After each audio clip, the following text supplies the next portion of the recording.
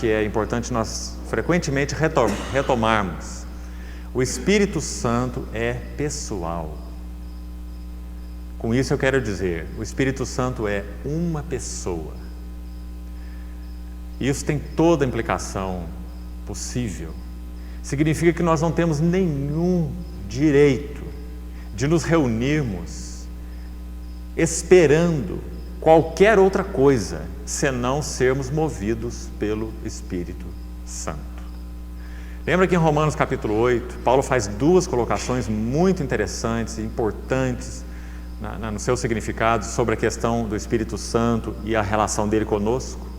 Por um lado, ele diz lá em Romanos 8, que o Espírito de Deus testifica, pense nisso, testifica com o nosso espírito, testemunho espiritual, Espírito de Deus, nosso espírito, que nós somos os filhos de Deus. Mas esse é um lado. Dentro do mesmo capítulo, na sequência do ensino de Paulo sobre o Espírito Santo, ele diz mais: porque todos os que são guiados pelo Espírito de Deus, estes são os filhos de Deus. Guarde isso, não perca essa dupla nota. Testifica com o nosso espírito, essa é uma verdade, mas há uma outra verdade complementar, podemos dizer sem sombra de dúvida, mais avançada, uma verdade mais avançada do que essa primeira. Essa primeira testifica com o nosso espírito, é aquela testificação, aquele atestar, aquela confirmação da parte do Espírito de Deus com o nosso espírito de que nós pertencemos a Deus, somos dele. E o versículo diz assim: é por isso que nós clamamos Abba, Pai. Filiação, tão claro, espírito de filiação. Mas o segundo texto não diz respeito apenas a isso. O segundo texto diz que esses que têm o Espírito de Deus habitando neles, que são os filhos de Deus, eles devem ser guiados pelo Espírito de Deus. Muito importante, irmão. Os irmãos percebem isso? Os irmãos percebem que as reuniões da igreja, elas não podem, não devem, não podem, na sua essência espiritual, serem organizadas por nós. Os irmãos percebem que elas não podem ser organizadas. Quem que organiza a reunião da igreja? É o Espírito de Deus. Do contrário, não há realidade espiritual. Quem que move o reunir da igreja?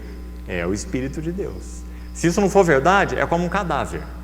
Tem o corpo, tem os membros, cada um nos seus lugares, segundo o Senhor colocou, assim como o dedo está na mão, a mão está no antebraço, o antebraço está no braço, tudo no seu lugar. Mas se não há espírito nesse corpo, isso não é uma pessoa, isso é um cadáver. E há muita diferença entre uma pessoa e um cadáver. Então o Espírito Santo de Deus, quando habitou na igreja, tornou a igreja um corpo vivo.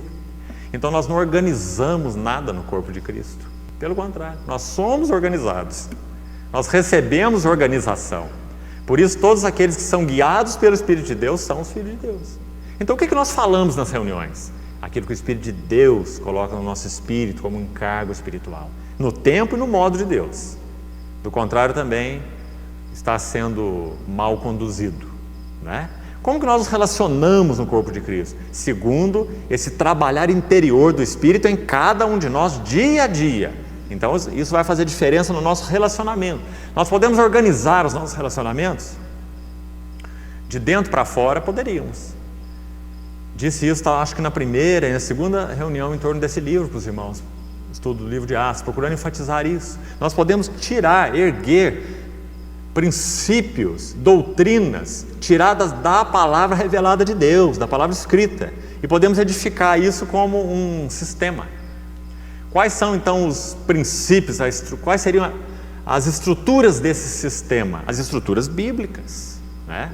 Então veja que linha delicada. Nós poderíamos dizer assim: nós vamos guiar somente pela Bíblia. Então os maridos devem viver assim porque a Bíblia ensina assim, as esposas devem viver assim porque a Bíblia ensina assim, os patrões devem se relacionar assim com os seus empregados porque a Bíblia ensina assim, e os empregados assim com os seus patrões porque a Bíblia ensina assim. Nós devemos andar de tal e tal forma para que tenhamos um testemunho diante do mundo, porque a Bíblia ensina assim. Nós podemos de alguma maneira levantar esses princípios e tentar viver de acordo com eles, mas o resultado é impossível, Impossível. Porque não há ninguém que tenha a capacidade de viver a realidade envolvida nos princípios das Escrituras. Ninguém. Os irmãos se lembram que quando o Senhor contactou aquelas pessoas que achavam que assim estavam fazendo, diante delas e para com elas, o Senhor Jesus foi o mais firme possível, tentando mostrar para eles que eles estavam fazendo isso. Eles estavam tomando preceitos da lei e outros que eles colocaram, a chamada tradição dos anciãos, né? Estavam levantando aquilo como um grande sistema religioso e se gloriavam nisso, dizendo assim: quem nos deu isso foi Deus. O princípio disso está lá no Sinai, lá com Moisés. Nós recebemos os oráculos de Deus e eles se gloriavam nisso. Os irmãos percebem o perigo? Havia alguma coisa de errado nos oráculos de Deus? Não. Mas havia tudo de errado naqueles que receberam os oráculos de Deus, né? Eles achavam que Deus estava dando ordens dos céus para eles. Eles não compreenderam de que esses princípios só poderiam ser vividos numa relação com Deus. Isso não é uma verdade do Novo Testamento apenas, não, de jeito nenhum. É uma verdade do Velho Testamento. Quando o Senhor Deus, ou antes do Senhor dar aqueles princípios da lei em Êxodo 20, os chamados 10 mandamentos, a essência da lei moral, ele falou com o povo em Êxodo 19, um capítulo antes. Nunca inverta. Ele não deu a lei primeiro e falou depois. Ele falou primeiro e deu a lei depois. O que ele falou no capítulo 19? Tendes visto o que fiz aos egípcios, como vos levei com asas de águias e vos cheguei a mim. Agora, pois, se diligentemente ouvirdes a minha voz, sereis a minha propriedade peculiar dentre todos os povos da terra, porque toda a terra é minha, mas vós sereis para mim um reino de sacerdotes e uma nação santa. Êxodo 19, de 4 a 6. Então, antes do Senhor dar a lei, Ele chamou o povo para a relação. Os irmãos percebem a diferença? Se nós trocarmos, nós estamos colocando o carro na frente dos bois. O carro não tem poder para puxar os bois. Quem tem poder para puxar o carro são os bois. Então os bois têm que estar na frente do carro. Da mesma maneira aqui em Atos capítulo 2, esses irmãos, nós podemos dizer, já estavam preparados, se é que podemos dizer assim, acho que podemos, devidamente preparados no que concerne a princípios, porque eles tinham ouvido o Senhor 3 anos e meio. Isso não são 3 meses e meio, 3 anos e meio, andando lado a lado, vendo tudo, acompanhando o Senhor, ouvindo todos os ensinos, alguns de forma muito próxima, como por exemplo os que estavam aqui no cenáculo, no meio desses 120. Então por que o Senhor Jesus simplesmente não os enviou? Por que Ele disse assim: permanecei na cidade? Os irmãos estão vendo? Permanecei na cidade.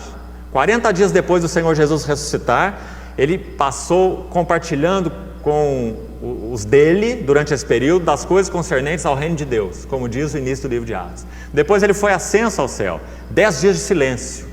Então, aos 40 dias, 10 para o Pentecostes, o Senhor falou: não saiam daqui, não façam nada, não preguem nada, não vão a lugar nenhum, não ensinem nada, permanecei na cidade, até que do alto sejais revestidos de poder. E quando isso aconteceu, então nós estamos aqui no capítulo 2 de Atos. Nós vemos aquele fraco Pedro, tão fraco quanto nós mesmos, né? Igual a nós em todos os aspectos. Havia negado o Senhor, havia sido restaurado pelo Senhor, ressuscitado, lá em João capítulo 21, quando o Senhor aparece ali no mar de Tiberíades, não é? E restaura Pedro naquela fogueira. Depois ele dá a ordem para que eles aguardem em Jerusalém, e 10 dias depois o Espírito Santo desce no Pentecostes, fazendo o quê? Tornando esse cadáver uma pessoa. É bem isso que acontece no Pentecostes. Sem o Espírito Santo, irmãos, nós teríamos aqui 120 cadáveres individuais e 120 pessoas compondo um cadáver coletivo. É tão forte quanto isso. Então, quando diz o capítulo 2 de Atos, verso 4, todos ficaram cheios do Espírito Santo, nós estamos vendo o que está acontecendo. O Espírito Santo está enchendo de vida esse cadáver. De certa forma, os irmãos percebem a analogia disso com a criação do homem lá no Éden, em Gênesis. Os irmãos se lembram que o Senhor formou aquele corpo do pó da terra, e ali tinha toda a estrutura. Adão não recebeu olho depois do Senhor soprar nele o fôlego de vida, ele já tinha olho. Só que aquele olho não servia para nada, aquele olho não via, aquela mão não movia, né? Aquela boca não falava. Mas quando ele soprou nas suas narinas o fôlego da vida, o homem passou a ser alma vivente, não é?